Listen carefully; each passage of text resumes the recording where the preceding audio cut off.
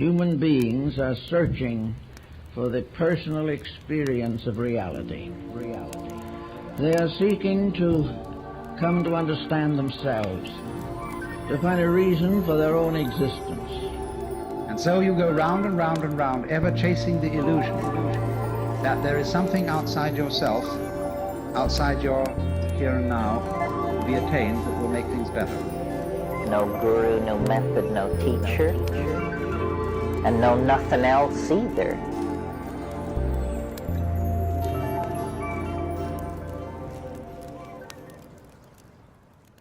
All right, welcome everybody. We have a special guest with us today, Chance being Thunder. Chance, how you doing, bro? Hey, Ross. It's good to finally be jumping on your show. How are you doing, man? Dude, my morning has been blissful and blessed, so I got no complaints, bro. Yeah, it's good to have you on and kind of pay back the opportunity to go on your podcast. So that's pretty awesome. Right out the gate, bro, what are you grateful for, like in this moment? In this exact moment, I'd have to say I'm grateful for the way that life really does kind of flow effortlessly through experience to experience.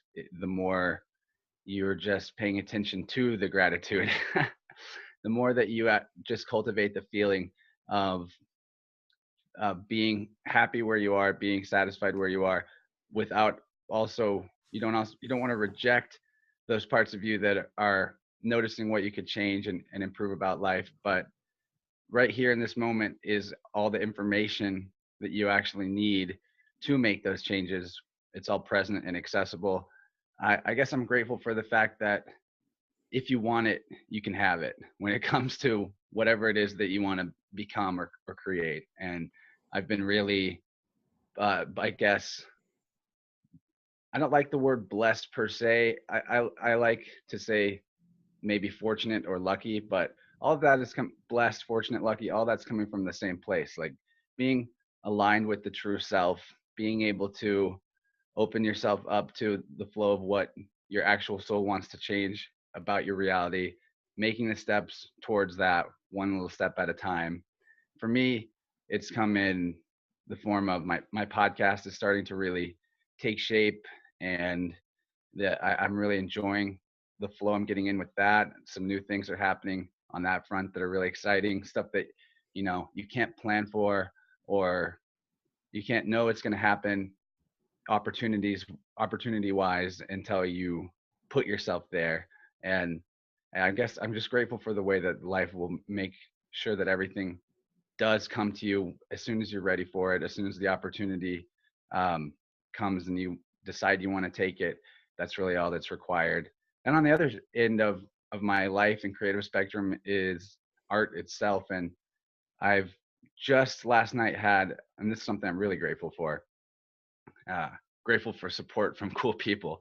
I just last night got to have a display of my graphic art from digital art and markers and paintings and stuff at the art walk we have here in downtown Springfield, Missouri every first Friday, a local shop called Honky Tonk, which is super cool, like clothing, local handmade stuff, and smoke shop and glass.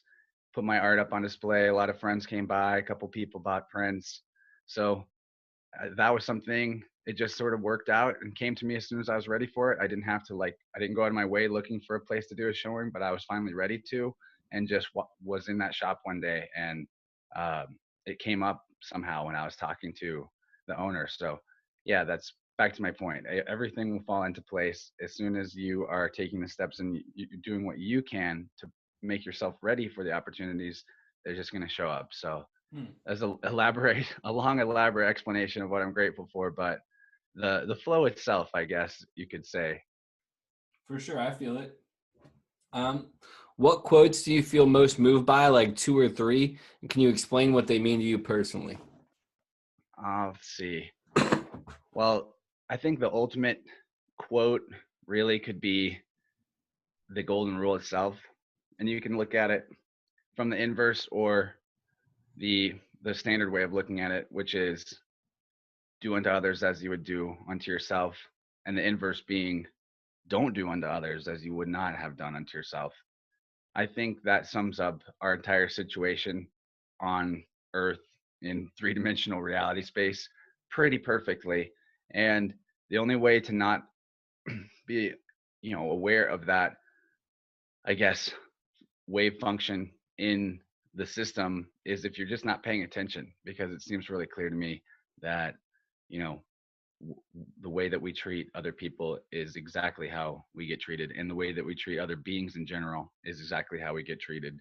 Um, Long story short, I mean, that's why humanity is basically being farmed by uh, more powerful forces because of the way that we treat this earth as a big commodity system too. So that quote, from everything in the personal to the extra personal and in the societal at large, do unto others as you would have do unto yourself, I think it applies perfectly. And then another quote that I've really been digging on lately comes from Walter Russell. He's a philosopher, scientist, and artist of the earlier 20th century, a contemporary of Nikola Tesla, somebody that a lot of people have never heard of because his work was so ridiculed and suppressed because it was so basically totally woke. And amongst a lot of really amazing divine illumination that he channeled through his own writings and his own teachings, which weren't really his own, they're kind of like just the emanation of cosmic consciousness itself. He brought forth the notion that everything in the reality consists of, this is the quote, by the way, everything in the universe consists of rhythmic, balanced interchange. Basically, if you have to have one word for the universe, Russell says it's balance. If you had to have two words to describe it, it's rhythmic balance. And if you must have three words to describe the universe, it's rhythmic, balanced interchange. And using all three words is, this is paraphrasing his thought, but it's the most balanced way of looking at it. A good metaphor is just the breath itself. You have an interchange of rising, pause, falling, pause, and it's a three-part system. And everything at the end of its own cycle then reaches stillness and then goes back towards the other side of the polarity. So when you realize that everything in your own experience is a form of, everything that you're experiencing in motion, in energy, physically, mentally, is all a form of imbalance in a way, because the motion itself is the polarity expressing, then you can start looking for how to create harmony and stillness in your life by balancing what it is that's imbalanced with its opposite in a way. And that's a sort of really short explanation on what alchemy is as well, coming from the thoughts of Walter Russell. I really recommend the book The Secret of Light. That's got basically nonstop incredible quotes. I could have picked 1,000 sentences from that book. Instead, I elaborated on several. Yeah, actually, after you and I had chatted initially, the person I interviewed on my podcast had come up and mentioned Walter Russell as well. And it's cool that it surfaced up again. He's somebody that I do need to check out.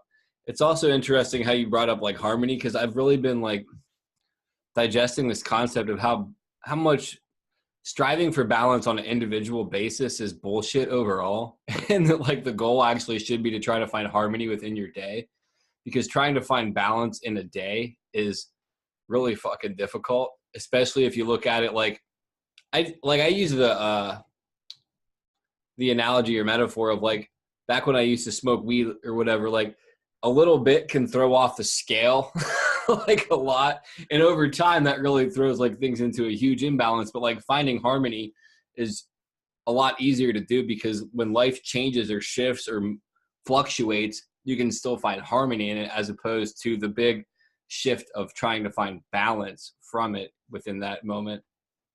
I kind of see balance and harmony as definitely related, but harmony is this is just kind of my own thinking of the definitions, but harmony is kind of like when the expression of the polarization is in some way creating a resonance with other expressions, and it's sort of like an energetic cascade, whereas balance is like the still fulcrum point that all of the expression is coming from. And that idea, though, that finding balance in your day is really more important than in life, if I was understanding you correctly. No, it's the opposite. Finding balance in life is more important than finding balance in the day. Okay.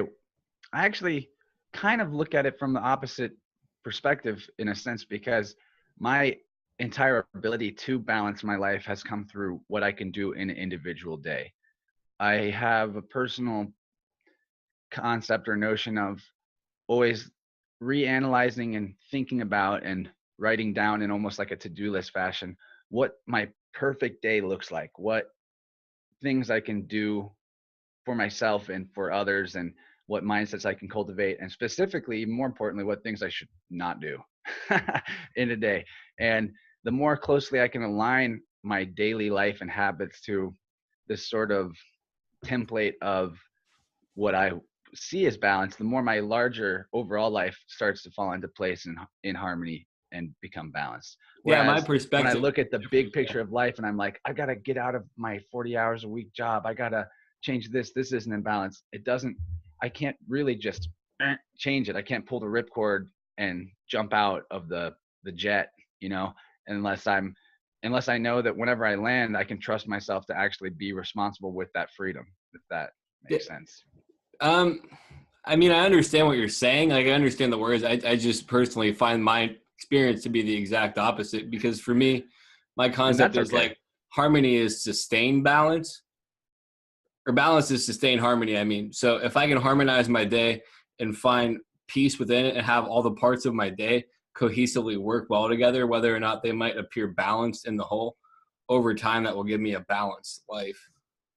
No, I totally get what you're saying, because sometimes you have to go more to the extreme side of a spectrum to create balance on the individual day level. Like, say, for example, your body needs some help healing wise. You need to spend extra time for a little while with yoga and stretching or getting a massage or whatever. And it's not something that you would do every day in a balanced setting. But for that one day to balance things overall, you're going a little more into the extreme of whatever that modality is.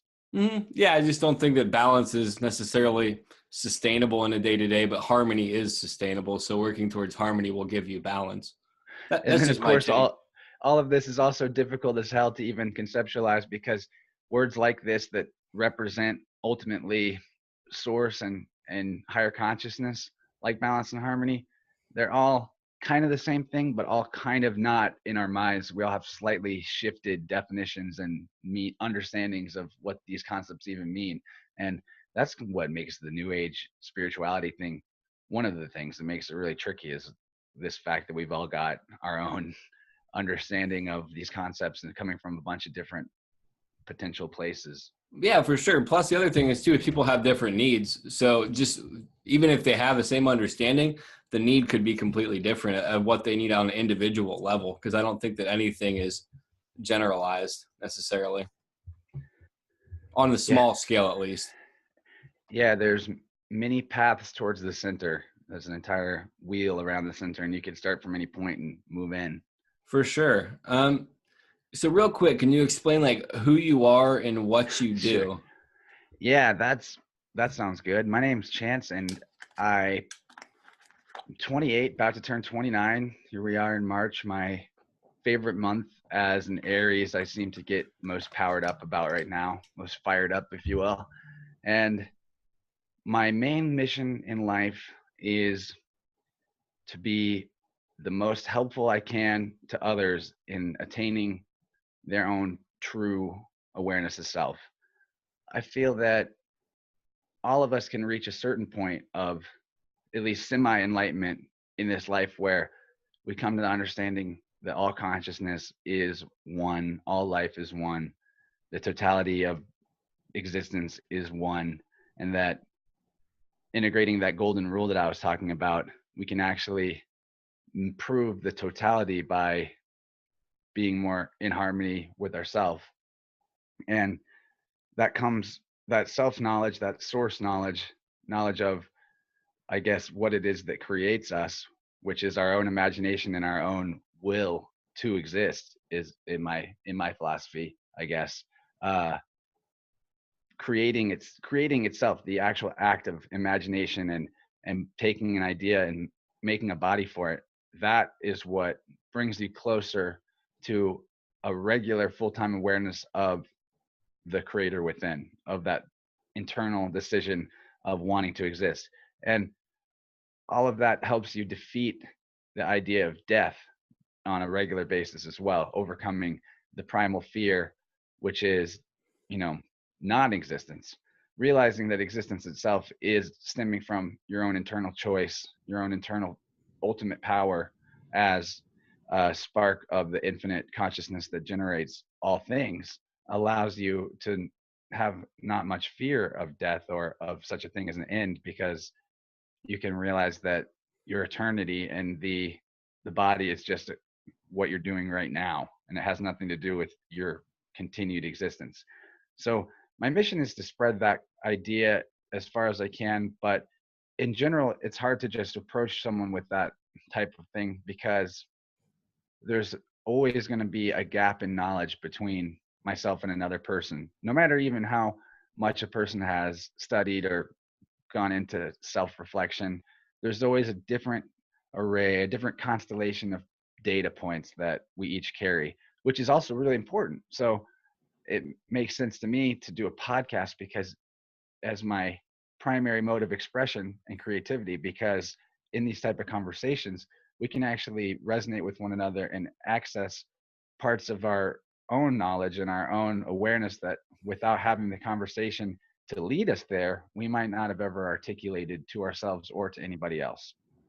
And the thing that I like to really focus on in my podcast is what are my guests' philosophies? What is it that helps them keep themselves in a rhythm of creativity and balance and self-improvement, self-discovery? Because we all, like I said, we all have these different data points, constellations of information that whenever we share these with each other and we learn something from each other, we can make those practices our own. We can pick and choose, sort of like mixed mental arts, and become a more complete version of our own ability to express the truth of our own soul by picking up these tips and ideas. And, oh, I didn't realize I could do that during my meditation practice, or, oh, I've never thought about creating through this medium, but that sounds like something I'd like to do.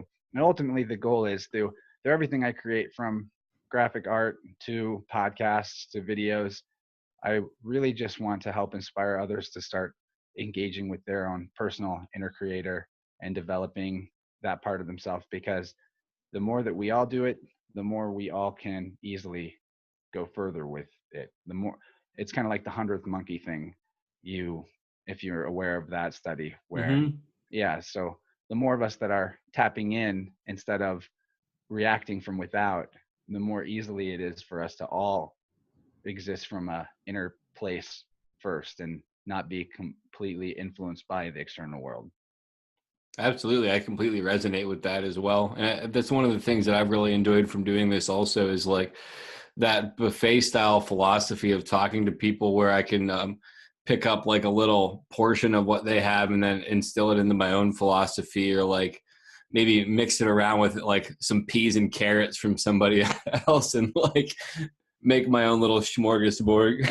That's what you got to do. You got to take what works and integrate it, and then leave the rest. But even sometimes ideas that you think you're leaving behind, they'll come up later. And I think the more that you're pursuing self-knowledge, the easier it gets to start seeing these patterns where, okay, this concept seems to be working here, here, and here. I can probably take it as a principle and go with it. And just on a basic example of that is, of course, really simple notions of what's right and wrong to do.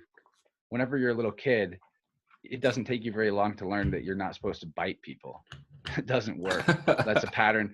It's a pattern that is repeated. Every time you bite someone, you get in trouble. And that goes for any higher universal principles or spiritual truths. If it's something that really exists, if as you become aware of it, you're going to start seeing it in action all around you. Yeah, I mean, one of the things in the fellowship I'm in is, I mean, our whole thing is based off of spiritual principles, dude. And it's interesting how if you're working on an element of that, or if like you're focusing on it, how it does come up. Spirituality is interesting like that. And part of it, I think, is just being in that framework makes you more conscious of it. But I think that there's another element to it as well. Yeah, and we're getting these synchronistic occurrences all the time, every day. And sometimes it takes days or weeks before we have a day where we actually notice that it's happening, and it helps us break out of a pattern.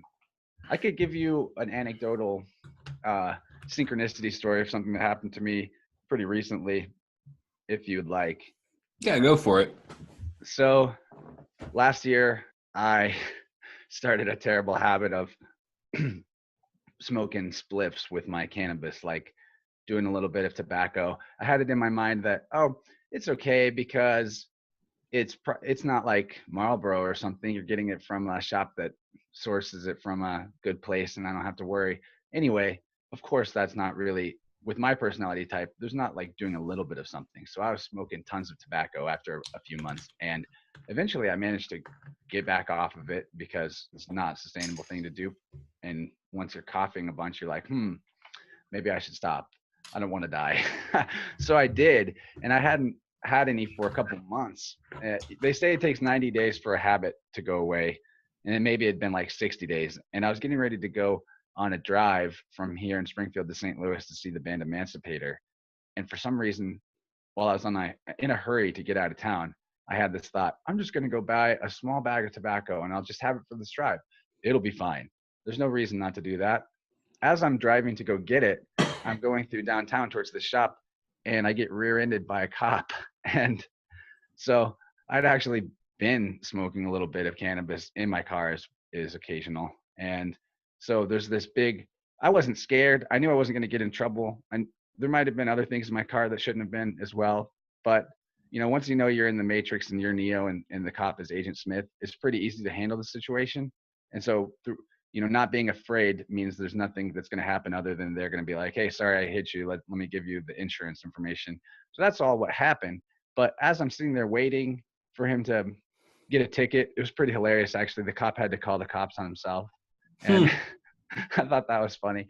And anyway, they're all nice, and they gave me the information that I needed to contact their insurance and whatnot. And the damage wasn't so bad. So it's kind of like just a free check from the cops.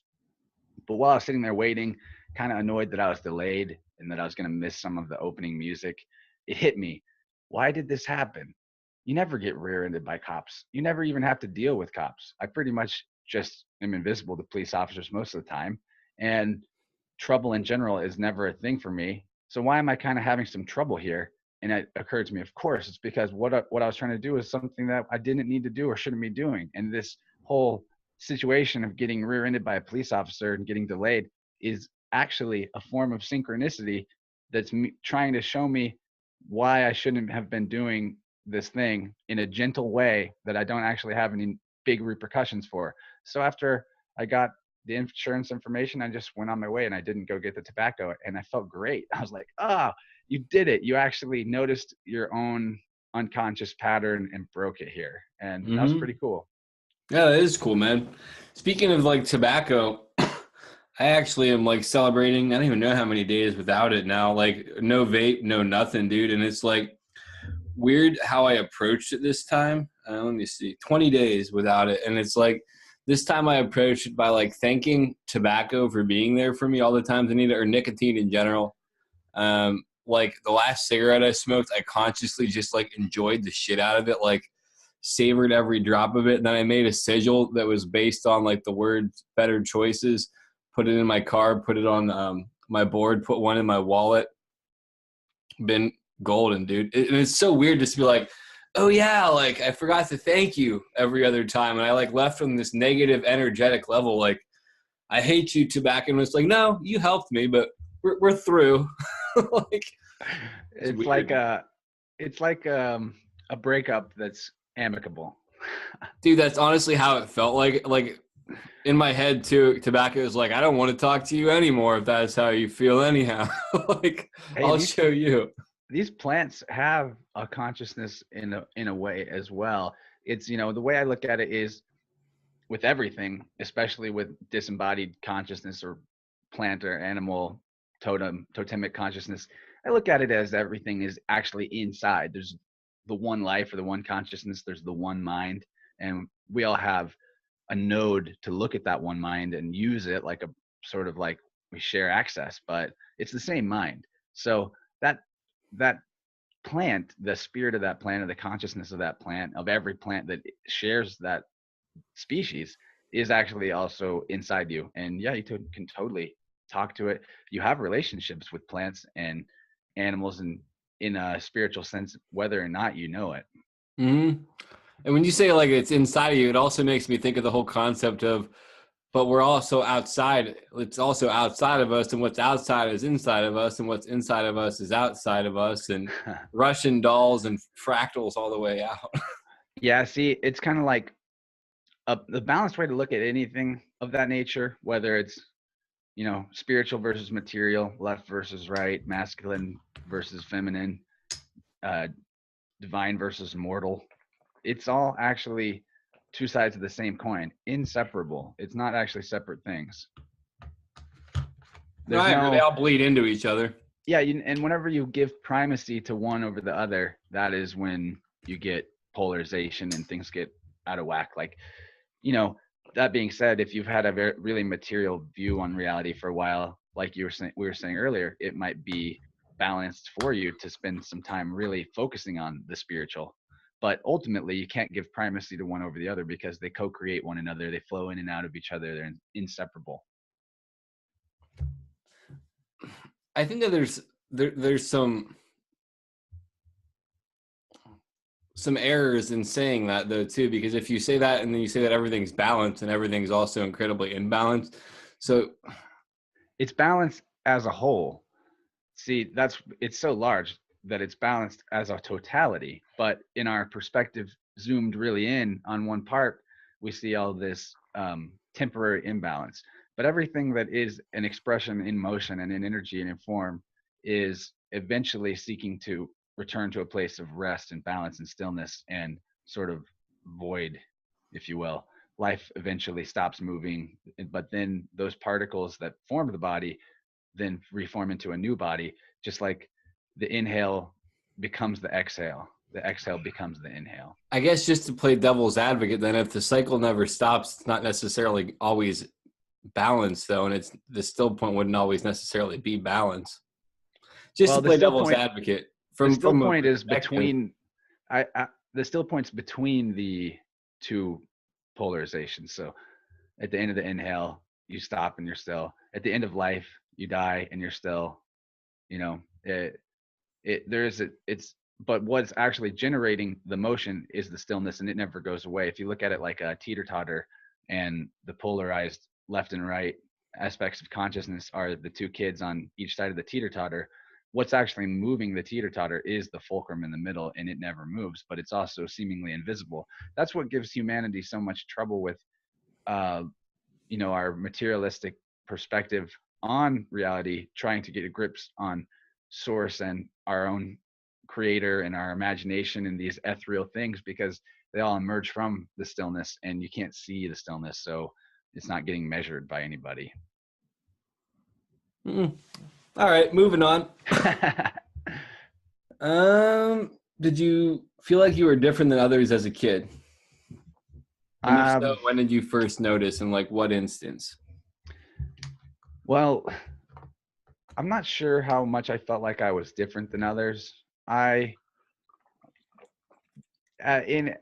the public education system, they did put me in the gifted program, as far as they sort of try to make you feel like you're smarter than other people with that program. But that's almost like it's where you go to a separate classroom one day a week when you're in elementary school with other quote unquote smart kids, and you do special, more challenging stuff. And as a kid, even, I realized that was kind of lame, because it was obvious to me that the standards by which they judged if you're going to be in this gifted class or not were like pretty bogus, because some kids might have been super smart, but they just didn't give a shit about the testing that was done, or they're just not that good at those kind of tests. Even as a kid, I could see that. So it didn't make me feel different, but it did kind of create a notion in me that I could just sort of do whatever I want and not care, or try that hard and breeze through everything. And although society tried to really make me think that wasn't true, and it made me even start feeling pretty bad about myself in my early adulthood, that was the way that I was. The more I study, well, the more I just pursue my own path recklessly, the more it seems to me that bumbling through life actually is a good way to go. The Wu Wei notion of relaxed effort is how you tap into your real powers, because it's kind of like if you see a kid doing a Rubik's Cube, their parent might pick it up and work on it for hours and try to figure it out, and they're in this deductive mode of thinking where they're thinking and focusing and trying as hard as they can, and but the kid just starts playing around with it. They might even be daydreaming about something else, and before you know it, they figured out the Rubik's Cube. That's kind of what the Wu Wei is about, the relaxed effort idea is about. And as a kid, I sort of accidentally developed that sort of mentality, and or maybe that was just my natural predisposition, but it's been really helpful through my life because it's less stressful. And sometimes I do have to try harder at things than I would be normally trying, especially with like physical activities like rock climbing. But even that, it almost applies everywhere, probably does apply everywhere, that just sort of letting go of the need to succeed at something and just giving it a shot for fun. That seems to be what makes everything work out the easiest and best. Yeah, doing it just because you enjoy doing it, not having an expectation of the results. But as a kid in general, I was I was more introverted than I am now. I spent most of my time reading and playing games. That was about it. Anytime you saw me, I either had a Game Boy or a book. And till I was about a teenager, and then I started coming out of that shell and getting more into things like, in high school, I was really into journalism and creative writing through college.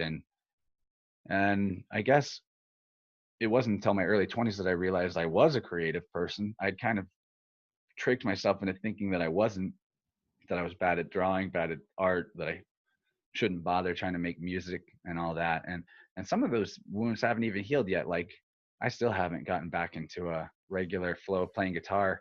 And that was something I did as a kid a lot. And especially as a teenager, I was pretty good at guitar. I've kind of let that go, and I'd like to find more time for that.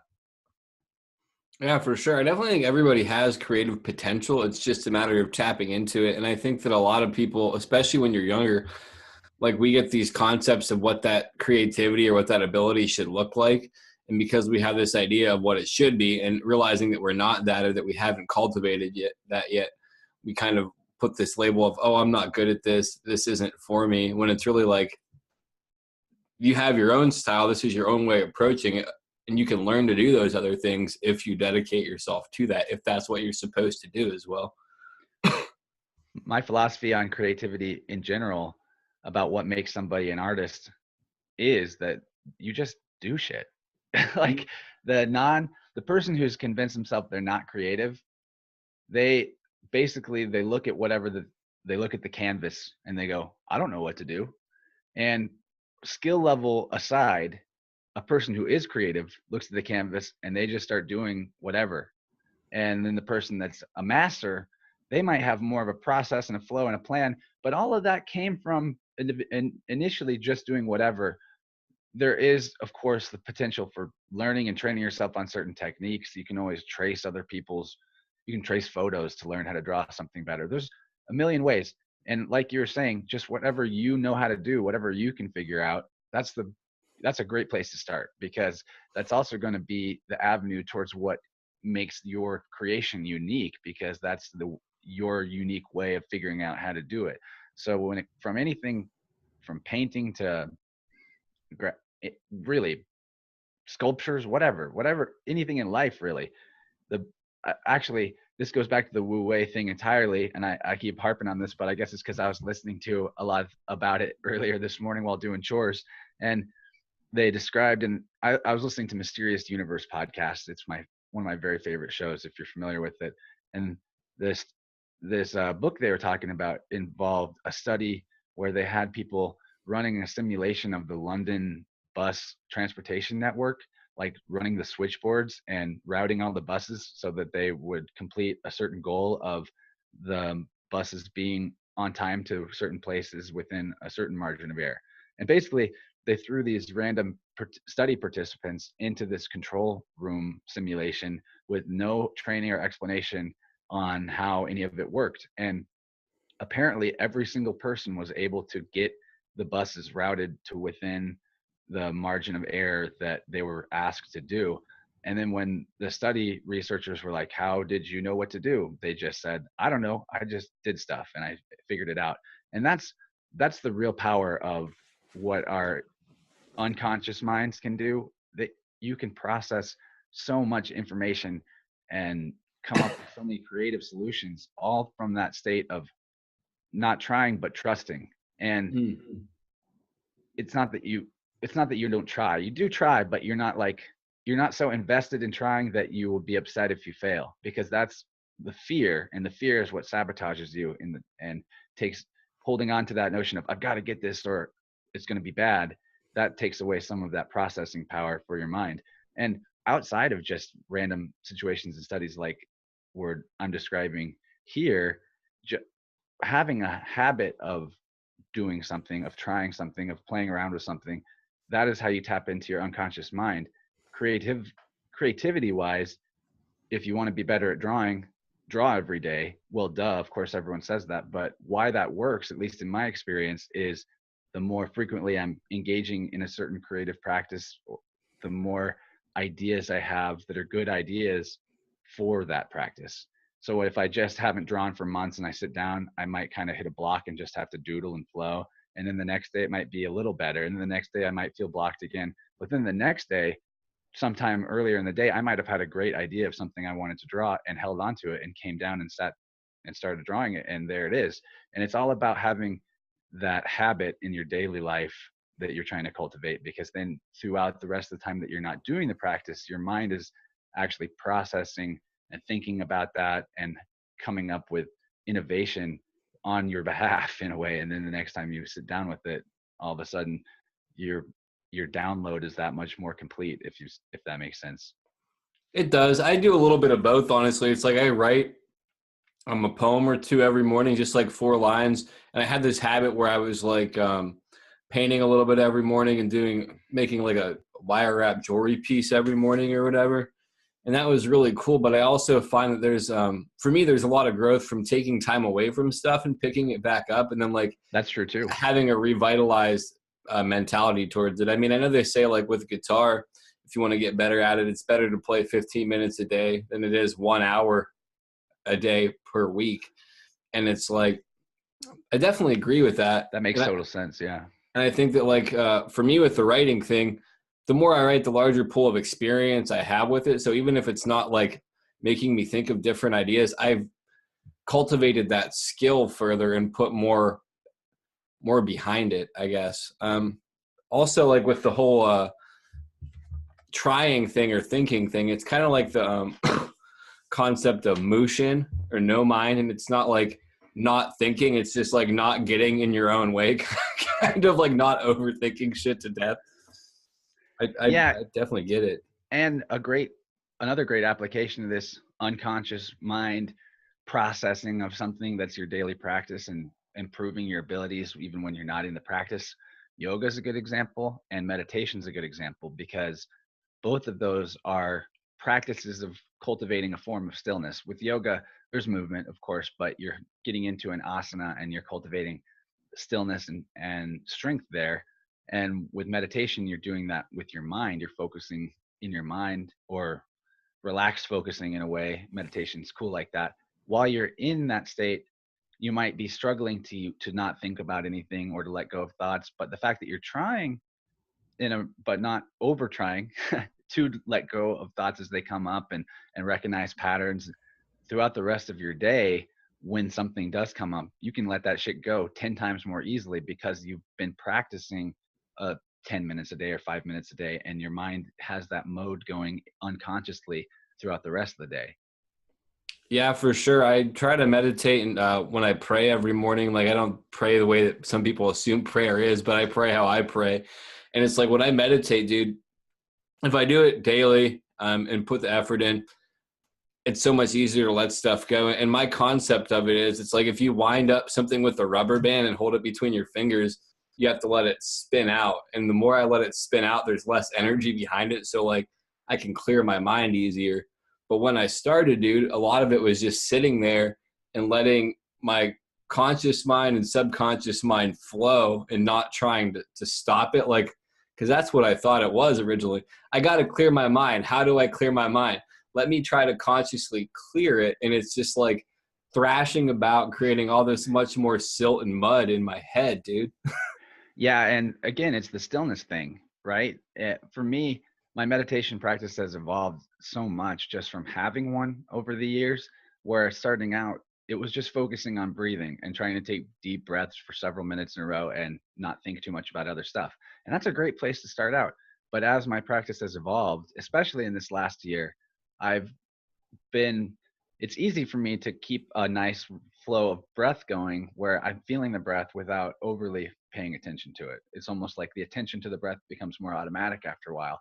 And then I can start focusing on these little physical jerks and twitches that happen to me, and places in my body where my body's not relaxed, and letting all the muscles and all the tension go, and all the mental, all the, you just sort of, it's really hard to do for me anyway, but just literally trying to be physically still in the meditation posture is the thing that I spend the most of my attention on now, more than just the breath. And that comes into play then later in other stuff, like whether it's yoga or, just in a public conversation with somebody, being a little bit less shaky, whatever it is, just trying to be still. That's always going to help you cultivate the relaxed part of your effort, if you have a frequent practice of chilling yourself out and coming to a point of internal rest.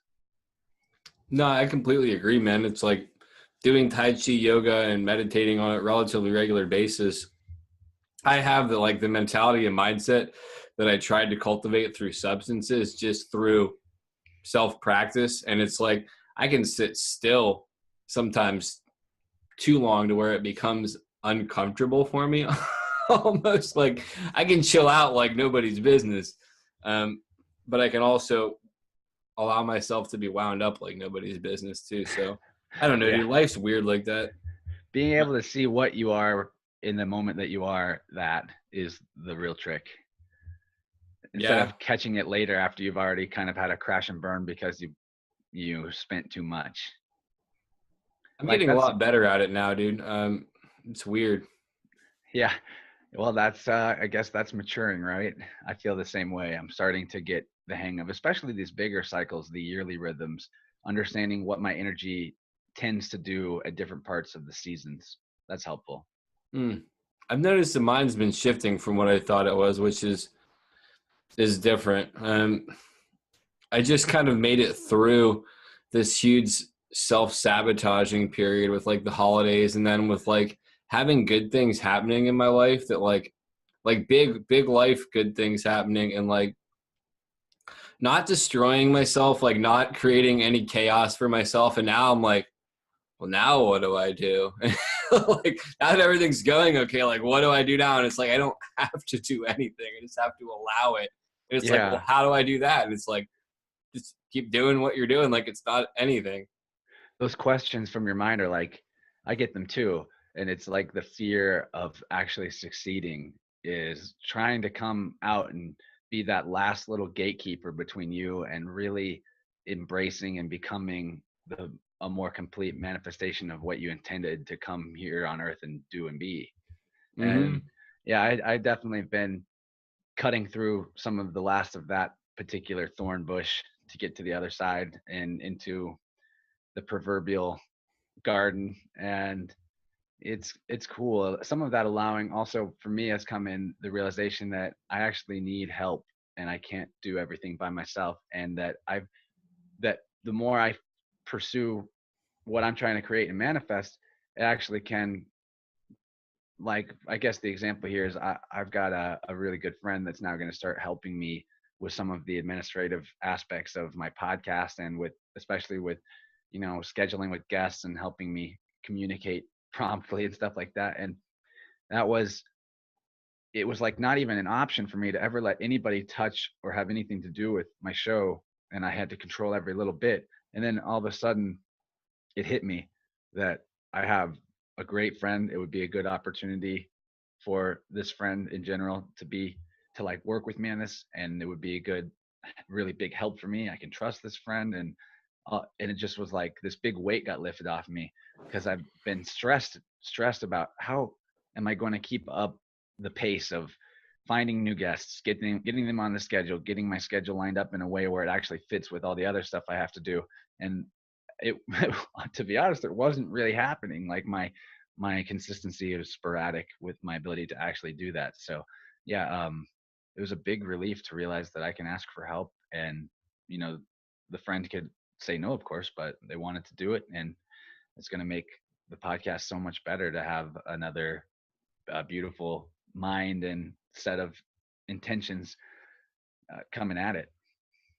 No, I definitely agree, man. And it's one of those things, like when I started doing this, I didn't really recognize how much work there is behind the recording of doing something like an hour or like 2 or 3 episodes a week or whatever the thing is. And it's like, it is a lot of work to actually try to track down people that you want to talk to arrange it, to have it fit in with everything else that goes on in your schedule. And that's definitely like an art form in and of itself, time management. Yeah, it's hard, but the relaxing part does help with that, because whenever my conceptualization of unity consciousness makes it seem really obvious to me that anybody that's operating from a place of connection to their higher self, whether it's on a low degree or a high degree, they generate synchronicity with other people that are connected to that.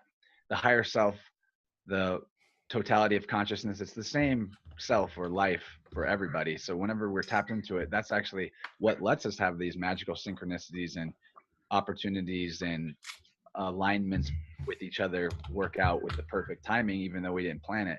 Because on a higher level, we were able to plan it because we're connected. Mm-hmm. Yeah, that's definitely one of the things, and it goes back to allowing in lots of ways. Sometimes, like, just having faith that everything will work out. And that's one of the things that I've been grateful for in doing this, is just like having been somebody that was like very controlling, and I still have that tendency at times, but like wanting to control every situation and wanting things to like always go how I expect them to go. It's just not how this works doing this a lot of times, because life comes up, and when you're communicating with different people in different time zones on different schedules, like, shit happens, things change, people are people. Like, you learn to just ride the waves of all of it and just be like, I'm getting what I'm getting, and I'm talking who I'm supposed to be talking to when I'm supposed to talk to them, and not a moment sooner. Yeah, and I've had that. Sometimes you have to let go of what you think you need to do to make, like an example would be, I didn't put out a new episode last week, and I have 2 choices. I could be really upset and mad and beat myself up that it didn't happen, or I can say, well, you tried, you had a guest scheduled, they couldn't do it at the last minute, and it's not like I have to be mad at them. Of course I'm not at all, but I don't have to be mad at myself either, because that's out of my control. Now, there's also a way that I can prevent that in the future, but that would be by having episodes recorded a little earlier and being a little further ahead in my production schedule and all that. But yeah, I need help to make that consistent, and I'm getting it. So instead of, like, maybe a couple months ago, I would have been super down and mad, and I would have even probably gone out of my way to create some kind of a content that wouldn't really have been as good. And there's nothing wrong with that either. If I want to put something out, cool, do it. But I don't have to be upset with myself that I didn't. I guess no one's gonna like come and knock on my door and be like, where's my podcast? Right. And if they do, that's Not a yet, reflection anyway. of them, not you, man. And it's like having to be okay with what's going on in your own life is so crucial to move forward in life in general, I feel like. Because I've had that stuff come up before too, where it's like, oh crap, I didn't record this. And it's my expectation of what I should be doing versus what the reality of life is. And learning to be okay with like things not going how I want or what I want to happen is crucial. Most of the time, what I want isn't even what's necessarily good for me. Yeah, that's the trick, is getting the wants aligned with what's actually good. And I think knowledge is the key to that, man, because what keeps people, at least in my personal history, what kept me eating horrendous diet, why was I guzzling Mountain Dew and eating Little Debbie's? Because my knowledge was lacking. I actually thought it was okay. I thought I was going to be okay. And then I gained knowledge by the fact that I got horrendously overweight and unhealthy right out of high school. And it took me some time to get back to my normal state, size wise, health wise, physical ability wise. And from there, that was not the end of the knowledge journey by any means, because just because I got my weight down doesn't mean I was having a healthy intake. In fact, quite the opposite. So more knowledge, I was able to use knowledge to realize how I actually felt about what's going on with animal sacrifice in the world, or I guess what people call eating meat. And that's a challenging one, because when you really come to fully embrace your own personal feelings on that, then it becomes almost a barrier between you and the way your life was before. Like I used to always hang out with people at meals and go see people at restaurants and go at like, that type. There were different circles of people that I was hanging out with, but a lot of it revolved around eating the same type of stuff. And that just, I have to be okay with the fact that those type of circles and experiences are going to be diminished or not around anymore just because I'm eating differently. And that's not, it doesn't bother me, but I would never have gotten there, I guess, to get back to my point, without the knowledge, because until I really knew the full extent of how humanity was treating other life forms on the planet, and the fact that we are able to count 60 billion creatures that we kill a year, and that's not counting what we don't have a count on, some key points of knowledge made my feelings much more clear to me, and then I was able to make changes without it even taking effort, because what I wanted changed because what I knew changed. And so that's one of the other reasons why I feel like this medium is such an important type of creation, because that's actually where I get a lot of my new knowledge, is from just listening to these kind of conversations with people that are honest in the same way that we're being. Mm-hmm. I can definitely relate to like having circles of people you change with based on things, and like how at a certain point when you have a certain knowledge, your perspective changes about something and it makes it easy. That was my experience with the use of substances, dude. And it's like my whole life and personality at times I was thought was revolving around the substances I used. And then having this huge disconnection from it when I quit using that, because I recognized how it was impacting me personally. And now like embracing elements of the culture that I find healthy, but also separating from elements of it that I just find completely destructive and bullshit. It's like I'm going to a reggae thing this summer at like Nelson's Ledges, which is, I used to party there a lot. And a part of me, like, the program I'm in pretty much says to like not do stuff like that, but I can't limit things that I enjoy or being around a scene that I want to be just because other people are doing certain stuff. And I mean, that's just me personally too. I can understand how eating is a little bit different than what I'm talking about. Well, I used to think that every time I was at a bar, I should buy a drink, Mm-hmm. And now I don't drink. I still go to places that serve alcohol. I'm still around people that are drinking alcohol.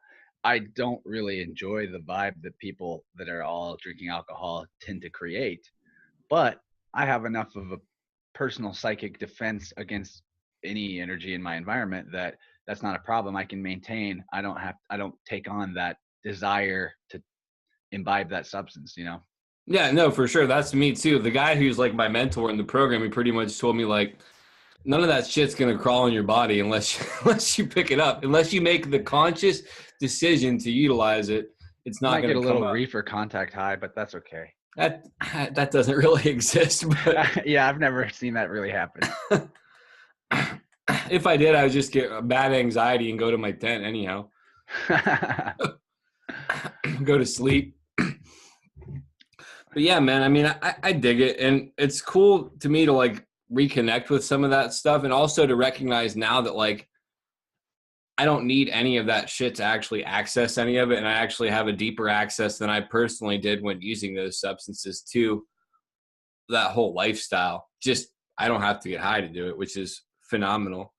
Yeah, on the like with psychedelics as an example, I've not been using psychedelics for a while, and my rate of intense, super transcendental psychedelic experiences has not changed. It's just different. And in fact, when they happen, I'm way more clear about what's happening than when I was in a heavy psychedelic state of mind. That's not to say I'm never going to do another psychedelic in my life, but I definitely understand the notion of once you've received the message, you can hang up the phone.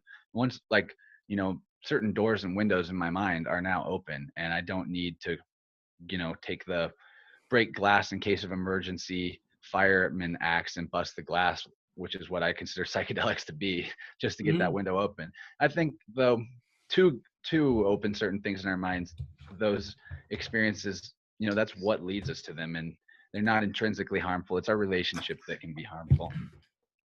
I think it falls into the middle where they can both be harmful or not. The relationship can or not be.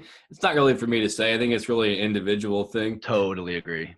But it's like one of the things that I think is funny how people talk about them being teachers, and it's like they are teachers to an extent, but I don't call up like my high school science teacher and still ask him questions now that I'm 34. So it's like if you learn the lessons, at some point it's just self-gratification, which is okay, but that's just my perspective on it. I see it. I pretty much can't fall on one side or the other. I can't fall on the you should never do it, and I can't fall on the you should do it. It's just, if you do it, you're going to learn something, but you don't have to do it to learn those things. That's kind of the way I look at it. No, I agree. I'm just saying, you can like also learn. You can also go backwards from psychedelics in a sense. I feel like they have the potential to make your mind more clear in a way, but they can also accentuate whatever neuroses that you had going on that you were not aware of. And if you continue to ignore those neuroses, they just exacerbate by putting more energy into the system. The way they're a form of polarity in themselves, because the substance has an energetic motion-based reaction within you. So whatever experiences they're generating, that's all in the world of form and motion, even if it's in the internal world. So it's not actually the stillness. And I think that the real divine revelatory illumination only comes from a person that is in a healthy, balanced, and still type of vibration. The no mind thing is where the higher mind emerges. Mm-hmm. Yeah, I definitely think, and then we can move on. Is just like at a point, it's like distortion leads to clarity, but then also at a point, clarity leads to distortion again. So it's just like that perpetual shift, and it goes into the concept of like Carlos Castaneda talking about clarity being one of the four enemies. And I know that for me personally, like when I still use substances, there were times when I thought that I had this divine understanding of everything, and that's such a barrier because then I'm not really able to learn anything. If I know everything, I don't have any need to learn a damn thing. Yeah, my way to combat that is by taking a metaphysical dump as regularly as I take a physical dump. As in, you just take that file that you have in your mind that says shit I know, and delete the entire file completely. And then everything that was true that was in that file stays true. You'll still encounter it. You're not going to forget about it, but you don't have to hold on to like, I know this. And then the stuff that you were trying to hold on to and think that you definitely knew that was holding you back, that's flushed, so it doesn't come back as easily. That's kind of my take on it. You just sort of, there are things, of course, that you can know for certain, but you don't need to hold on to knowing them. The example would be like, we don't need a law to say don't kill somebody. That's obvious, and so we don't need to hold on to certain aspects of natural universal spiritual law. in terms of how we treat one another, as long as we are operating under that principle of do unto others as you would have done unto yourself, it works itself out. We don't need to scribe it all out. Yeah, I mean, that's a fair point. So we're coming up to like the end of time that I have available, unfortunately. I still had a bunch of questions. I can see if you want, or we can wrap it up. I should probably get back to my day, honestly. I'm going to try to hit the most powerful ones. What superpowers do you possess, or what superpower would you want? Oh, that's a fun one. Well, we kind of already talked about the superpower that I most express, which is the ability to sort of bumble through all situations in life successfully without worrying too much. I consider that to be kind of a superpower. But and then I also have a superpower that's kind of annoying, where any cables or cords of any type that are in my vicinity become horrendously tangled up. And even if I don't touch them, I don't know how that happens. And then I have an anti-power of I'm bad at untangling stuff. I think that that's kind of almost a symbolic metaphor for my overall personality. But as far as what superpower I would want, I would definitely want to fly in my dreams. As soon as I ever realize I'm dreaming, the first thing I do is I go, see you later to whatever or whoever, and I just fly away. So I would love to be able to do that in real life. I probably wouldn't just ditch people and fly off, but it would be cool. And as far as other superpowers go, I guess I have a pretty good power of not getting angry. So whenever I do see myself start to feel anger, because I have this superpower, I always am able to pinpoint what it is that's making me feel the anger, let it go, or find a way to shift it. Sometimes I see anger as having a blue flame and a red flame. There's the destructive red flame of sort of rage, and then there's the divine blue flame of righteous anger.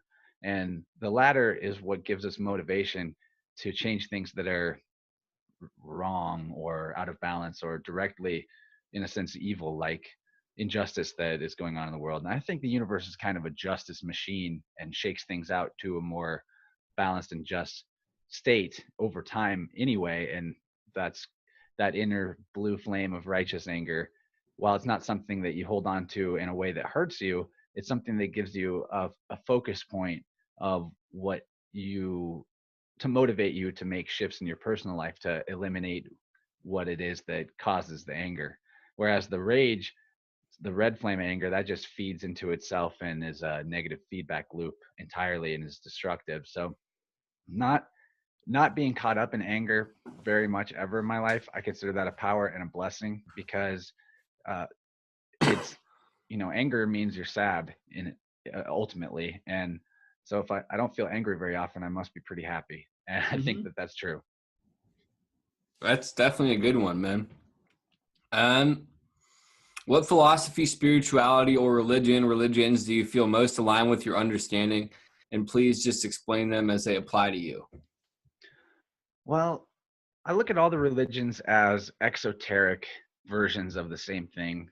And actually, I study mythology and world religion pretty incessantly. I'm fascinated in these things, but I pretty long time ago came to the conclusion that I'm not ever going to join a group. I'm not ever going to identify as this or that, because it's so limiting. And so I guess if you had to pin me down to a philosophy that most matched what my philosophy is, I think Taoism actually is a pretty good worldview, because it is about this eternal flow of generating novelty and creativity that the universe is operating through. And I like articulating that.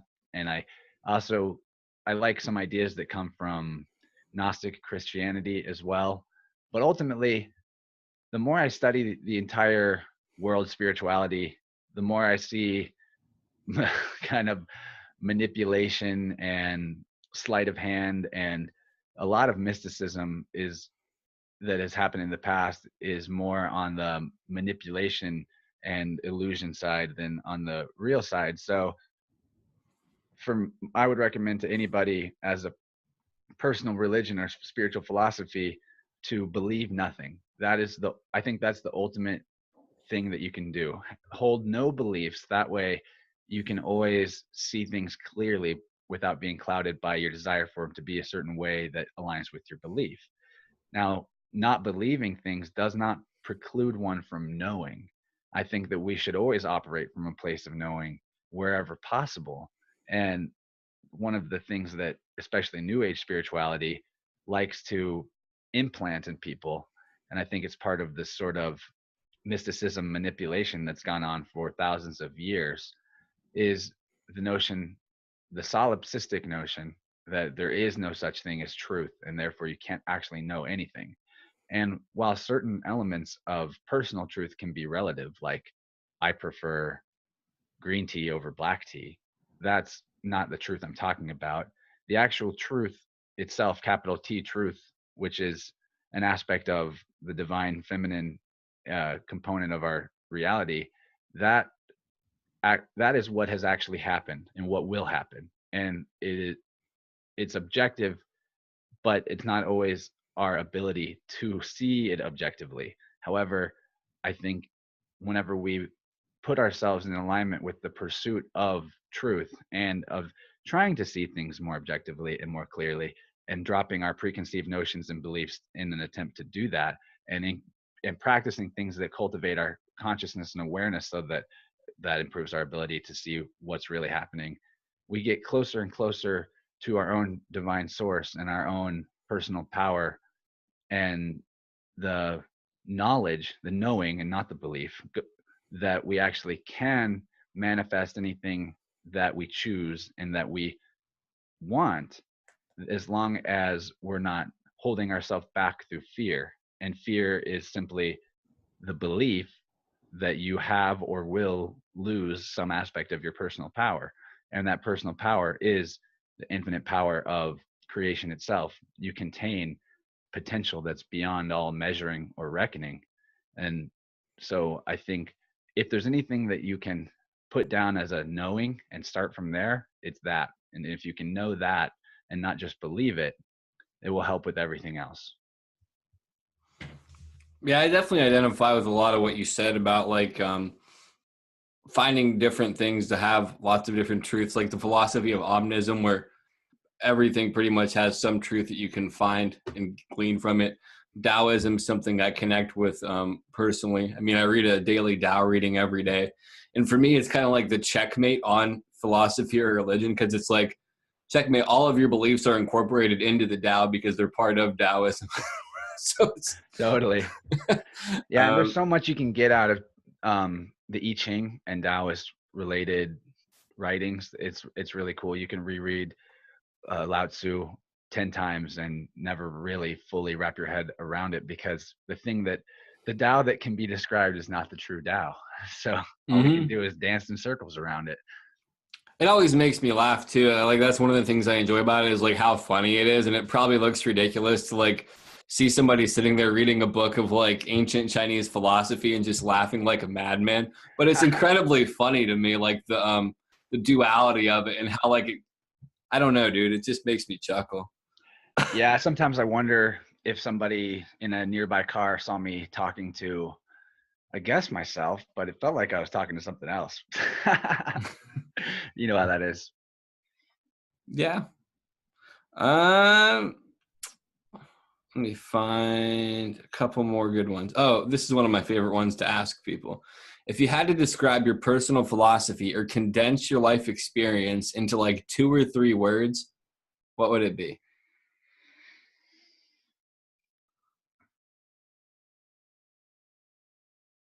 Don't worry about it. All right. Awesome.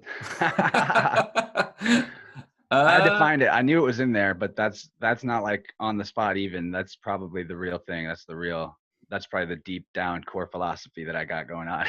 And I don't always follow it, I'll tell you that. But the more I follow it, the easier it is, that's for sure. For sure. I agree, dude. It's funny when I moved back to this area, like I had really picked up saying no worries all the time when I lived in Cali. And then I really thought about it. I was like, fuck, dude, I worry about a lot of shit. And now, like, if I actually say no worries, it's legitimately something that I have a lot of faith and stock in, that things will work out as they should. Me worrying about it is just a waste of energy. It can make people mad when you say don't worry about it too. Like they're asking you questions, something is important, you're just like, don't worry about it, it's fine. They're like, what do you mean don't worry about it? Get a chuckle out of that. And sometimes just like when I was younger, I would be annoying and someone would be trying to get something out of me and I would just repeat, don't worry about it, don't worry about it. Like it's probably not very nice, but I really literally don't care about things that I don't care about. And I put all the care I can into the things that I think are worth caring about, because it's only whatever it is you care about, that's what comes out more. That's what you pay attention to more. That's what more energy flows to. So you can be aware of stuff without really caring about it. Like you can be aware of injustice in the world, and you can even express it in a way that allows others to see it and maybe make personal shifts to help alleviate it, and you yourself can make those personal shifts. But actually being like so worried about it, like, oh, the global warming, the planet's going to die, you're not going to get any sleep at night. You can do something about what needs to be done without the worry. Yeah, absolutely. Worry is just a waste of energy, and you can free up that energy to actually create solutions to the problem. I think that's been the theme of this talk too, because we've really gone into that wu wei notion of relaxed effort a lot. And I'm glad, because it's something I haven't really articulated in any kind of a broadcast before, and it's definitely a big part of my core. Oh, dude, me as well. That's one of the things that I've had to learn how to do in lots of ways, because otherwise I screw myself over, dude.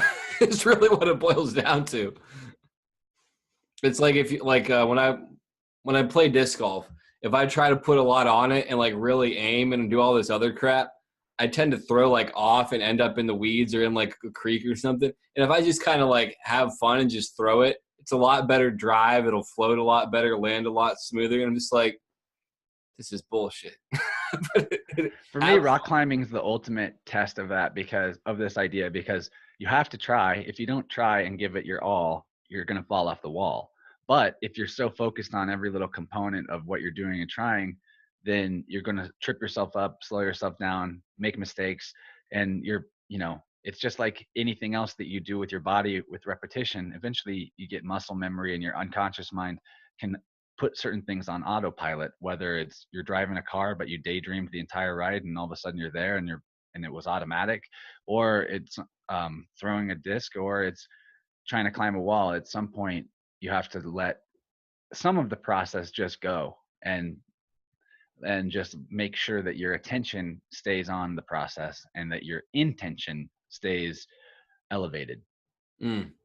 Very well articulated. I have two more questions and then like one closing thing. Who inspires you?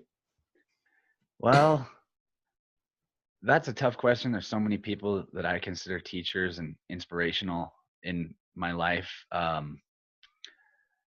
think if I had to put one person that's been the most inspirational to my own personal development as of late, and this isn't the ultimate top person that I'm inspired by, but I really, really like the work of Greg Carlwood of the Higher Side Chats. I think, although of course I don't necessarily agree with every notion that he still thinks or believes, that he expresses, I do really respect the work he does. He has an extremely well polished podcast, really consistent, really brave choice of guests talking about fringe topics that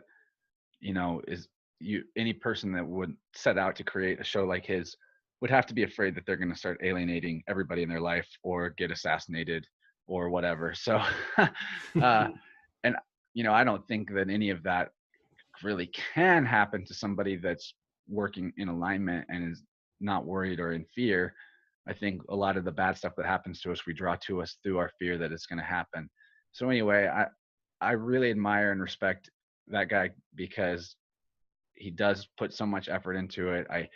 He's making the exact kind of show I would make if his show didn't exist. And a lot of what I do on my podcast is was either somewhat inspired by the way he does his, or I realized that we were doing things the same way. I actually discovered his work after I became a podcaster, so I didn't model my show after his, but it is interesting how a lot of the way that we structure our content is the same. And anyway, he's just a super smart guy. He's not the one that's pinning these amazing quotes or philosophies or doing the scientific research and finding out about things like geoengineering or various occult networks in the world. He's just the one that's transmitting this to a larger group of people. He's a conduit for it. But I think that's kind of what I see myself as, is more of a conduit than I seek to be more of a conduit to what is already out there that can help people than to create the methods myself. Because what actually is the most helpful to us in our daily lives, a lot of the concepts and techniques and things that we can put into practice have been around for thousands of years. And in a way, there's not really anything new under the sun. That's not to say I'm not going to keep making art and keep doing things my way and having a unique expression, of course. But just to go back to Greg, I'm super, super inspired by what a good conduit he is to all kinds of different information that without him doing what he was doing, I wouldn't be finding, a lot of other people wouldn't be finding. I really recommend this show, The Higher Side Chats, if you want some quality infotainment in the fringe and conspiracy occult magic world. Mm-hmm. I like his show a lot too. I've actually had one of his guests on the podcast and was just interviewed by one of his guests. His show's great. He has really interesting people on. I don't agree with everything that he says or they say, but it's still it's nice to kind of get in that spectrum. I don't listen to a lot of stuff that's relative to what I do personally, because I don't want to unconsciously download and just like be a parrot. So yeah, like, I realized I was doing that when I first started podcasting, that I was like emulating Joe Rogan super hard. And then a little while later, just naturally as I was podcasting, I kind of stopped listening to Joe. And then I started analyzing my relationship to Joe over the previous 5 years and what the bigger picture of what was going on with Joe Rogan experience. And then I realized, oh man, I was actually in a cul-de-sac and not getting out. And I was sort of by completely emulating and aligning this one person, I was really suppressing my own self-expression. And I mean, there's more to it than that. I'm not gonna say like anything specifically negative that I know for sure about Joe Rogan per se, but I can look at the pattern of the way the information of his show was presented and his viewpoints and the amount of time and energy and attention I was investing into that program, and realize, oh, this was actually holding me back and was unhealthy. mm-hmm. And that's kind of how I feel about a lot of stuff. It's like once I've outgrown a teacher, I need to move on. And it's like I still give them respect for them helping me on part of my evolution. But for me, I got to go where there's no path, man. Exactly. Yeah, boldly go where no one has gone before. What books would you recommend to others, or like what books impacted you the most, like 2 or 3? Well, I already brought up The Secret of Light, although I haven't finished it. That one's massively impactful.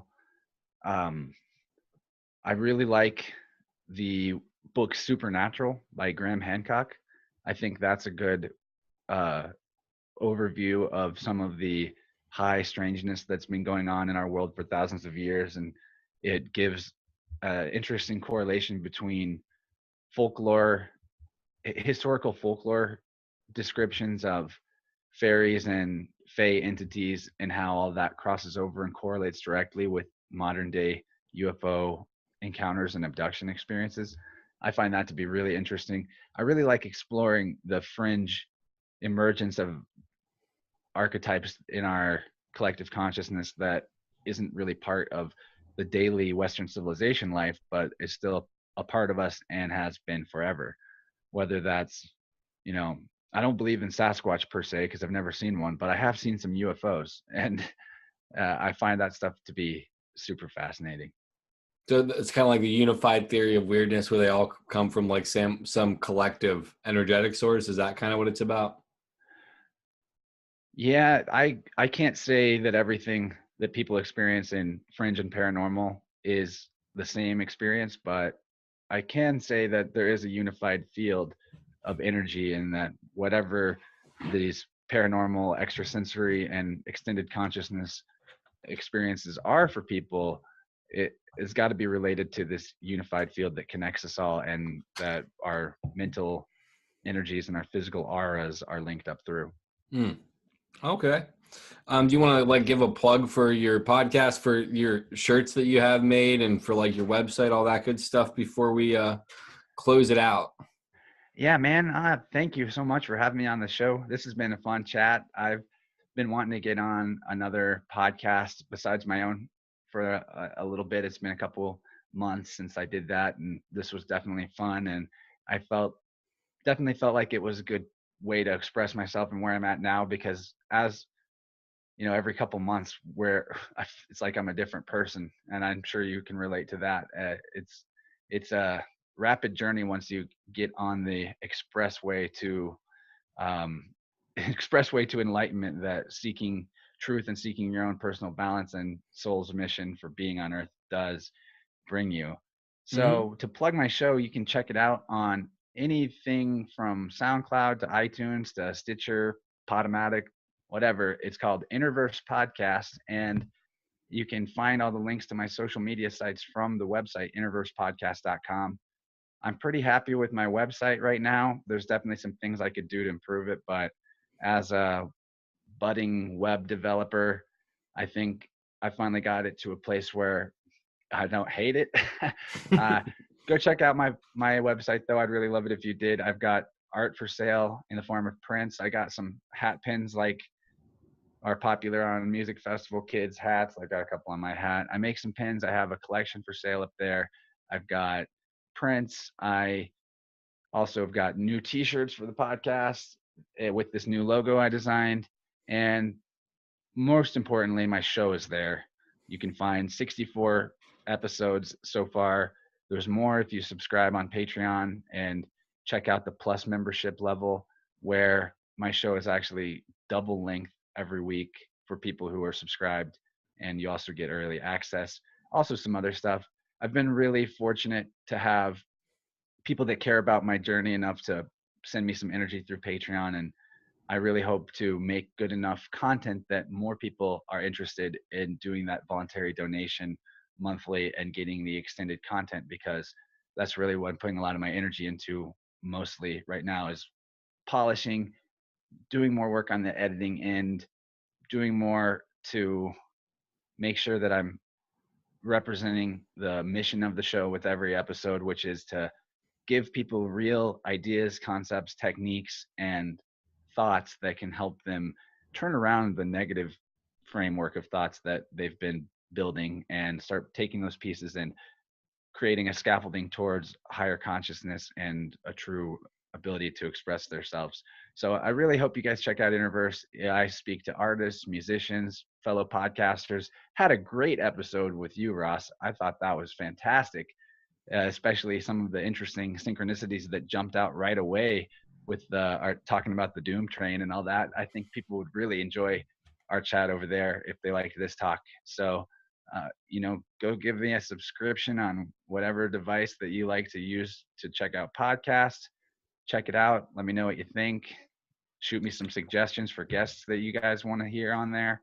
Whatever, man. I love you guys for checking out the podcast. Thank you so much. And thank you, Ross, for having me on Spiritual Phoenix. This was really cool. Yeah, Chance. Thank you, man. And I really enjoyed being on your podcast. You're welcome to come back on sometime, and we won't do like a formal interview. We'll just do more of like a discussion or whatever. We could even pick a topic and elaborate on it if we wanted. No, for sure. Yeah, that's what I do sometimes, is topics. Sometimes I'll like, I want to start like picking stuff out of the daily reading, like talk about whatever the daily reading is for the day from my one book on Native American daily readings, or the Tao or whatever. There's all sorts of different formats I have for like guests that I want to play around with. But yeah, dude, come back on sometime. And like the very last thing that I want to throw out is I've asked all my other guests to end the show in their own words. So take us out however you feel fit, man. All right. I got a few choice words for you guys. All is love. Truth exists. Authority is an illusion.